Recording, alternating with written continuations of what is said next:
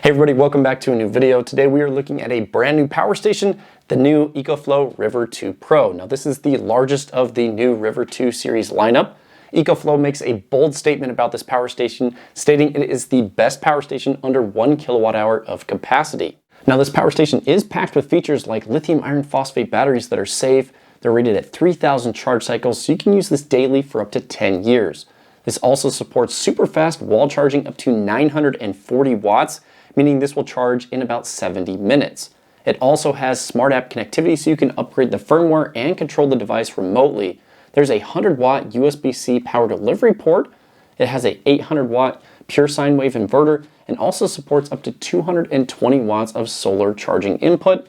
Now to top it all off, EcoFlow offers a 5-year warranty, which is industry leading, and also their excellent customer service. So this power station definitely checks a lot of the boxes that my viewers are looking for. So if you happen to be in the market for a smaller power station that's perfect for camping, and you still want to have a decent balance between power and portability, this is going to be a great option. So in the rest of the video, I'll be doing extensive testing on this to see how it actually performs. In my videos, if you haven't seen my channel before, that's what I like to do, is to find out the facts about the power station so you guys can make the decision if this one's right for you or not. Now the River 2 Pro is launching with an MSRP of $649, and EcoFlow is offering a 5% off discount code I'll have down in the video description. Brings the price down to $616 or 80 cents per watt hour. Now some of you may be wondering, how is a power station this size useful? Well, here on the table I have a bunch of different gadgets that you can power with a power station like this. Let's say you want to go camping and you want to just forget the ice at home. You can bring a 12-volt compressor fridge that doesn't require any ice, and it'll keep your food from spoiling. Let's say you want to charge up your RC truck. Right here I have my TRX4 rock crawler. I can use this power station to charge those batteries up. Well, what if it's a little bit cold outside? If you want to sleep a little bit warmer, you can bring an electric blanket or a small heater if you're in a small space. Remember, I put out a video about a month ago where I slept in the back of my truck when it was 18 degrees using this power station and this electric blanket. What if it's a little bit warm? Well, you can cool off by using a large 12-volt fan like this, or even a small USB option. If you need a little bit more light, you can use an LED USB bulb like this. What about charging batteries for your devices, your walkie-talkies or other devices? You can use a battery charger. And one of my favorites is I use a 12-volt pump to pump up an air mattress so I get to sleep in luxury. Now the best thing about this is that you can have a solar panel charging up the power station so you can keep powering all these devices. Man, that took a while to put that stuff away. I feel like I just unpacked from a camping trip. Well, moving forward with the video, let's break down the DC outputs on the front of the power station, then we'll jump into the testing. Here's a closer look at the DC output. You have a 12-volt cigarette plug with a dust cover, and you also have two 5521 barrel connections underneath, and if you want to turn on the DC output, you can push this button right here. Now these are the USB ports you have available on the River 2 Pro. You have 3 USB-A ports, and you have 1 USB-C power delivery 100-watt port. Now these are auto sensing, meaning that there's no power switch to turn these on and off. They will automatically turn on if you plug in your device.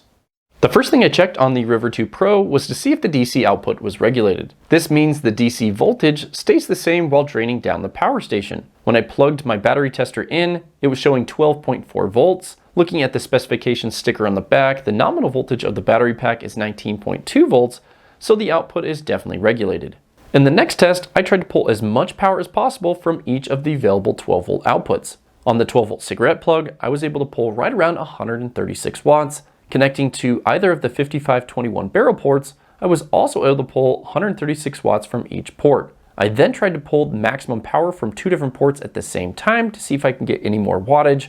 It appears that there is a set limit right around the 140 watt mark, and then the power station shuts off the DC output from being overloaded. I then moved on to testing all 4 USB ports. This power station supports one 100-watt USB-C power delivery port, and I was able to charge my Energizer 320 successfully at 100 watts. I also tested the 3 USB-A ports by plugging in my phone, a USB fan, and an LED light. With all ports in use, I was able to pull around 117 watts total from the power station. Later in the video, I also test out the bidirectional charging on that 100-watt port. In the next test, I wanted to get an idea of the maximum output that the power station could handle with both the 12-volt outputs and the USB ports charging multiple devices. I connected up both battery load testers and all the USB ports at the same time, and I was able to pull 250 watts continuously from the power station DC output. Some budget power stations will automatically shut off the DC output only after a few minutes, and if you're trying to run a fan, CPAP, or 12-volt fridge overnight, this can be a real problem.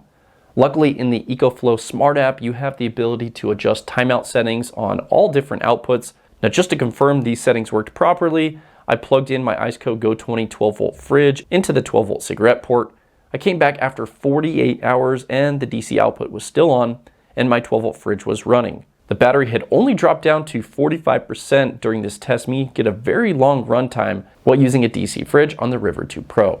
The final tests I completed on the DC output were capacity and idle power usage tests. The EcoFlow is advertised to have 768 watt hours of capacity, and while draining down the power station completely via the 12-volt socket at 10 amps, I was able to pull 683 watt hours over a 7-hour time period. These results were 88.9% of the advertised capacity, and this is an excellent result for this size of power station. In the next test, I like to see how much power the DC output uses while sitting idle if left on for a long period of time. I call this the DC idle test. I started the test at 100% state of charge, and checking in 15 hours later, the power station was at 98% state of charge, meaning the DC output is very efficient and uses only 0.13% per hour while sitting enabled with no load. Okay, so those were the results when we tested the DC output. We got really good efficiency, 88.9% of the advertised capacity, very little standby losses when you leave the DC output on. Also no auto shutoff settings, so very good results here. Now this is where a small power station like this shines. Because it has a 19.2 volt nominal battery, to convert it down to the 12 volts doesn't use that much power. Now it will be a little bit different going the other way, 19 volts all the way up to 120 volts out on the AC inverter. This still has a very capable AC inverter. Let's go ahead and take a closer look at the AC ports on the front and jump into the testing for that. Now here's a close-up look at the AC inverter. You have 4 outlets where you plug in your appliances. This will support up to 800 watts. It's a pure sine wave inverter. You can also turn on and off the AC inverter by pushing this button right here. In my first test on the AC inverter, I wanted to see the quality of the power that we got from the River 2 Pro. By pushing the inverter to the maximum output for 15 minutes, we can see if it holds the full rated wattage without overheating or experiencing any voltage drop. Once I enabled the inverter and connected my load, it was pulling slightly over the 800 watt limit. After 5 minutes of running this test, I checked the output with my oscilloscope. It was a pure sine wave at 60 Hertz. Using my voltmeter, I could see it was sitting at a rock solid 120 volts output. Once the test had been going for 11 minutes or so, the power station fans kicked up to their highest speed. When testing the loudness of the fans, I was getting 59 decibels at 3 feet away, and here's a demo of what the fans sounded like. It's important to note that the fans don't run this high all the time, just when they're under this large of a load. Within the next minute or so, my stopwatch hit the 16-minute mark and the River 2 Pro passed the max load test. While continuing to pull 800 watts from the power station, I wanted to see how well it was dissipating heat. I recently purchased this thermal camera to get a visual image of thermal performance. Throwing some images on the screen, you can see the warmest parts of the power station are where the exhaust fans are blowing out the hot air on the left side. I feel that the fans move plenty of air to keep the power station cool even while running under a max load. Some of my viewers power sensitive electronics like ham radio equipment or portable speakers on their power stations. For that reason, I like to test for noise or interference that the inverter may put out. Using my dirty electricity meter, it was maxed out at plus 2000 millivolts of noise when the inverter was enabled. With a reading this high, usually you hear an audible noise on the inverter. I plugged in my guitar amp into the inverter and this is what it sounded like.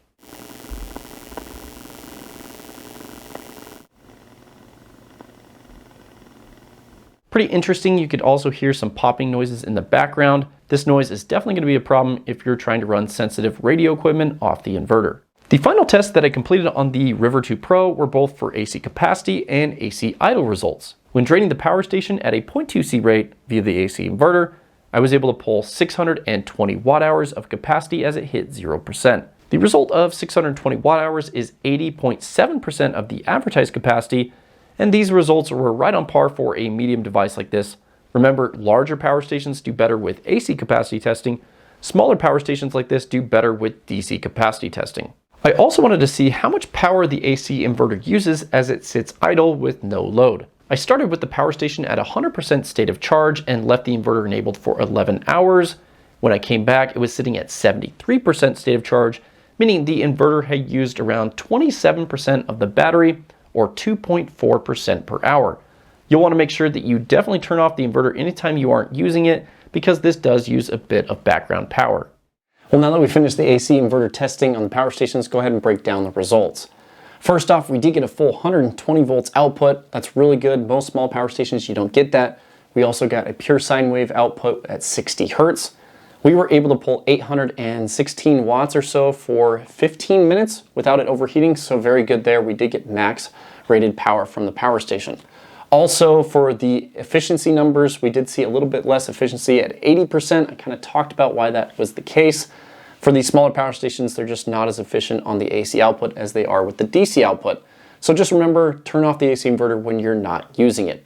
Now, I did notice the fans on this power station are a little bit quieter than other models I've tested in the past from EcoFlow, so it looks good there. They seem to ramp up a little bit slower. They still get up really high, but that's if you're pulling max load for a long period of time.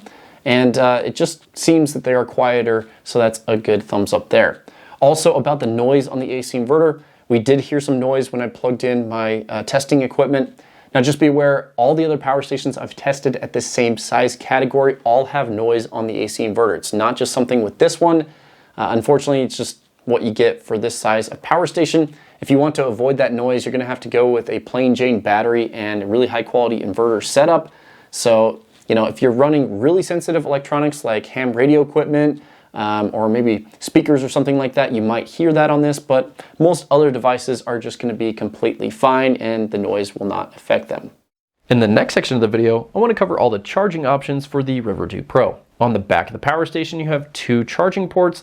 The left charging port is designed for internal AC charging. There are no bulky power bricks required. The right charging port is an XT60 input. It supports a voltage range of 11 volts all the way up to 50 volts with a 13 amp limit. This supports up to 220 watts input. I love how they doubled the input voltage limit over the older River Pro model. It adds much more flexibility when choosing your solar panels. Now, my power station came with 3 different charging cables. The first one is your car charging cable. You can plug this into your vehicle 12 volt socket to charge it up on the go.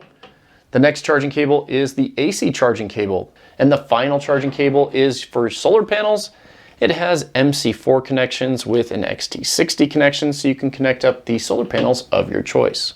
Now, when connecting the River 2 Pro to a 12 volt battery, similar to your vehicle 12 volt socket, you'll see around 100 watts charging input. This will take about 8 hours to fully charge the power station when it's completely empty. You can speed up the 12 volt charging time by taking your car battery's 12 volts and doubling it up to 24 volts with a small boost converter. This little hack gives you around 190 watts charging and will cut the 12 volt charging down to about 4 hours. Just a note, these cheap boost converters get pretty warm over time, so they might not be the best solution. I'm still looking for a better option to recommend to my viewers. If you're planning to do something similar in your vehicle, you'd want to connect directly to your starter battery with a fuse connection, since it pulls too much power for most 12 volt sockets. Now, the fastest way to charge the River 2 Pro is by connecting it to an AC power source. The EcoFlow supports 940 watts extreme charging and will get the power station full in about 70 minutes. One thing I noticed while charging is that the fans aren't very loud and they don't run very often. This is a demo of what the fans sound like charging at full speed. You can also adjust the AC charging speed within the EcoFlow Smart app. You could choose anywhere between 940 watts down to 100 watts, and this setting allows for a lot of flexibility. Charging at lower speeds also puts less stress on the internal battery and will give you more charge cycles in the long run. Next, I wanted to test the solar charging on the River 2 Pro. When paired with the EcoFlow 220 watt bifacial solar panel, could we actually hit the max charging input? The solar conditions were pretty mixed on the day I was testing. This winter has been horrible for solar. I did get a really small window, and when I connected up the solar panel to the power station, I was seeing 220 watts charging input. Pretty impressive to see the EcoFlow 220 watt panel put out full rated power. This will take around 3.5 hours to fully charge if you're getting consistent clear solar conditions. The only thing I wish the EcoFlow panel had was a decent kickstand system. Without kickstands, it's pretty hard to use, and leaning it up against something is the easiest way to deploy it. Does the River 2 Pro support charging via the 100 watt USB-C power delivery port? I own a USB-C Kval fast charger, which works great for testing USB-C input. The EcoFlow River 2 Pro was able to charge at 96 watts via the USB-C port, so it is in fact bidirectional. What about dual charging? When I plugged in both AC and DC charging sources at the same time, I didn't ever notice any difference in charging wattage. The power station seems to prefer AC charging whenever you have both charging sources plugged in, so unfortunately there's no dual charging supported on this model. Now in my last test, I wanted to see if this supported pass-through charging, or the ability to charge and discharge the power station at the same time. In this test, I had the DC output, USB ports, and AC inverter all enabled while charging the EcoFlow at the same time. Looking at the screen, you can see that the River 2 powers the entire load and charges the power station at the same time. This is what true pass-through charging looks like. Now I love the charging flexibility that you get with this power station, whether you charge it with the 100 watt USB-C input, whether you charge it with your vehicle or with solar panels or with fast charging from the wall at up to 940 watts. Whatever the scenario is, you have a different way to charge up the power station. Now what I really liked is that we were able to hit the 220 watt solar limit. There are other power stations that I've tested on the channel that advertise for a certain amount of solar, but you'll never get to it. So it was pretty cool that we actually hit the maximum solar on the power station. So let's go ahead and talk about the form factor and build quality of the River 2 Pro. Now it's kind of like this perfect cube. It reminds me a little bit of the Nintendo GameCube, you know, not colors or anything, but just the shape of it. I like how on the top of the power station is flat so you can stack things up there, and this handle makes it really easy to carry. Now this comes in at 17 pounds or 7.8 kilograms for all my metric friends out there. Now on the front you have all your outputs. The display is very simple, has everything that you'd want to know on there, you know, estimated time remaining, wattage in and out, battery percentage, what outputs are turned on and off. Flipping this thing around, you got a fan on that side, and then you also have your charging ports on the back with your technical specifications here. Flipping it over, you can see the bottom has these nice rubber feet. And then we can flip it around, you have your fan, and then back to the front. Now this also has smart app connectivity. Let's go ahead and break down some of the details of the smart app. Okay, so here's the EcoFlow smart app. You basically connect to the device that you want to connect to. You get a basic overview of what's going on. If you click on the battery, it'll tell you your percentage, how many minutes or hours are going to go at the current load, and then the battery temperature down here. You can also see on input what your input is, whether you're charging off AC, solar, or whatever. If you go over to output, you can actually turn on and off the outputs, which is really cool. And then there are a ton of different settings. For example, you can set your AC charging speed, your car input speed. You can turn on and off X boost. Your charge and discharge level is really cool. So you can have it discharge or charge to a specific level. If you wanted to do like a 80 to 20% discharge charge, you could set that up. So pretty cool there. You also set out your timeout, basically when you want the unit to turn off. I have my screen set to turn off after 30 minutes and these two to never turn off, but you can easily adjust those. And of course the firmware is one of the best things. You can update the firmware via the app. So basic app, it works really well, and it's really simple to use. Now I often have viewers ask me about product warranties and customer support on the products that I review, because you spend a lot of money on a product like this, you want to make sure they're going to stand behind it. Well, EcoFlow has a 5-year warranty on their product here, and they do have excellent customer service. For example, I've had to reach out in the past with my first River Pro, the first gen, not this one. I actually had the DC output break. It stopped working completely. So I got on the app, clicked the support button, and within a few seconds I was chatting to one of their representatives, and I gave them a serial number. Within a few hours they shipped out a return label, and then I was able to ship that back to them. They actually repaired the unit. They didn't replace it. They repaired the unit and sent it back to me. And within 2 weeks, I had it round trip back to my house. So very good there.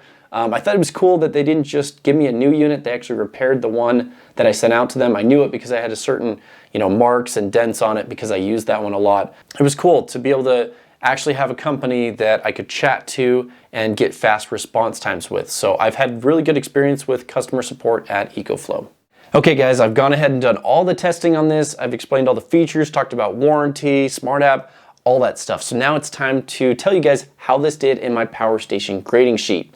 Now remember, there are 10 points available. I take the power station, put it through a ton of different tests, and it gets a score based on its performance, price, features, And then we can actually take this and compare it to all the other power stations that I've tested on the channel. I'll have that spreadsheet down in the video description if you guys want to check that out. So out of 10 points available, this scored 9.5 points. You know, I still don't have a perfect power station out there, but this one is really close. So basically it lost a half point because of the noise on the AC inverter. Basically it charges super quick, it has pass-through charging, regulated DC output, informational display, smart app connectivity, has USB-C bidirectional port. It got 85% of the advertised capacity, well over that, 88%. It charges within 5 hours with solar panels, and it actually was priced at 80 cents a watt hour with the discount. Guys, 9.5 points available. One of the best scores that I've ever gotten on a power station, so check out the spreadsheet down in the video description. Pretty happy with that score. Okay, so now we're gonna go ahead and talk about pros and cons, just in case you're on the fence about purchasing this power station. Maybe this will help break it down and you can decide if this one's right for you. So everyone has a different use case and preferences, and so no power station's right for, you know, all people. You gotta have something that works for you. So if this is going to fit within your use case, it's a great power station. So let's go ahead and talk about the pros and cons. I'm gonna go ahead and put pros on one side and cons on the other. Starting with the pros, the first one is the lithium iron phosphate battery rated at 3,000 charge cycles to 80% capacity. That's 10 years of daily use, 6 times longer than the previous gen that had NCM batteries. Now just be aware, there still are companies coming out with brand new power stations with NCM batteries. Jackery. The second pro would be the fast charging speed, 940 watts, completely full in 70 minutes. Now I also love that it's adjustable charging speed, so you can turn it up and down. The next pro would be the 88% of the DC capacity, very efficient output, great for powering all your DC loads. The next pro would be the smart app connectivity. You can upgrade the firmware, manage the settings, and control the power station remotely. And the last pro would be the 5-year warranty. And behind that, you have EcoFlow's excellent customer support. Now moving on to the cons, the first one that came to mind were the fans. Now they definitely did a better job making the fans quieter on this model, but they still can get pretty loud. My preference would be to have larger fans that spin at a lower RPM, so hopefully they can put that into their future design. The next con would be the noisy inverter. Now this was a problem with all power stations in this category I've tested, but it's still an issue on this one. So no sensitive electronics unless you're going to have some interference. I would have loved to have EcoFlow, put some filtering in there so we just didn't have any interference or noise on the AC inverter. Now the last one is kind of borderline here. My personal preference is that this doesn't need expansion batteries, but I think some people are going to bring this up just because the first gen River Pro supported expansion batteries. So I did include this one on the list, kind of backtracked here. It does not have expansion batteries, but my personal opinion is anything under a 1,000 watt inverter really doesn't need expansion batteries just because you want it to be portable, lightweight, and easy to move around. And the inverter at 800 watts doesn't power very large things. So kind of personal preference there, but I did include it on the list. So there you go, guys, the pros and cons for the EcoFlow River 2 Pro. Okay, well that basically sums up everything with the EcoFlow River 2 Pro. Really good homework that EcoFlow has done here. And let me explain why. This was kind of my go-to recommendation for anything that you wanted that was a little bit larger than a 500 watt hour power station. You get a little bit more runtime, bigger inverter, things like that. So the EB70 was kind of in that place, but this thing's getting a little ancient. Does not charge very fast via wall charging, has an external charging brick, gets around 160 to 165 watts of solar, no smart app connectivity, no bidirectional charging on the USB-C. The screen, it doesn't show all the information you need to know. It was a great power station 2 years ago, 2.5 years ago. I don't know, that it kind of came out around that time period. But EcoFlow has definitely come out with something that is a huge competitor to this. Fast AC wall charging. I've already gone over all the features, but basically this has all the features that this one did not. So if people are going to ask me in the future, hey, what are you going to recommend for a slightly larger, fridge power station? It's going to be this one right here because head to head, this new EcoFlow wins every single time. So I'd love to get your guys' feedback about your thoughts on the brand new EcoFlow River 2 Pro. Throw a comment down below. Also, if you guys like this video, I put a ton of time and effort into the testing on this power station. Give me a thumbs up if you like the video.